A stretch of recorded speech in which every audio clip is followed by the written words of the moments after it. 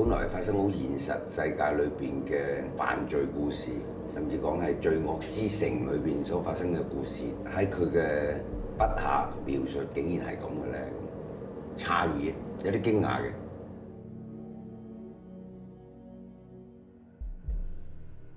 麥浚龍導演同你溝通嘅時候，你唔會覺得佢係一個咁年輕嘅人。佢對於成個戲嘅分析，對於你每一段戲嘅分析，對於你每一個人物嘅分析，你係一聽佢講，你係知道佢經過深思熟慮，係一個深度思考之後所得出嚟嘅一個結論。當我收到呢個劇本嘅時候，其實導演已經將某一啲資料，包括佢想像中我嘅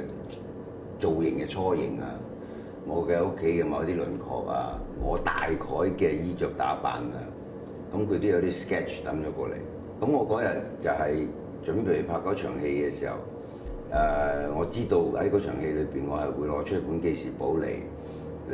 記錄低一啲嘢，或者係去翻查翻一啲前面嘅資料。咁我就喺屋企揾，我就揾到我自己個本，我買咗好多年都冇用過嘅記事簿。咁我話：咦，呢本無論喺色水上邊啊、造型上邊啊，都好似幾啱。咁我就即管帶埋去現場。但係真係估唔到，真係去到現場，我一拎出嚟啫，人哋已經有部做好晒、整好晒，裏邊有晒資料、有晒材料，夾好晒，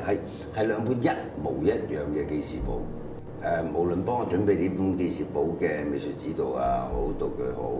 或者導演好，或者我都好，都覺得咦好一致，喺唔使即係交換意見嘅情況下，大家就係想要呢啲嘢啦。原來我相信嗰種係一種無形中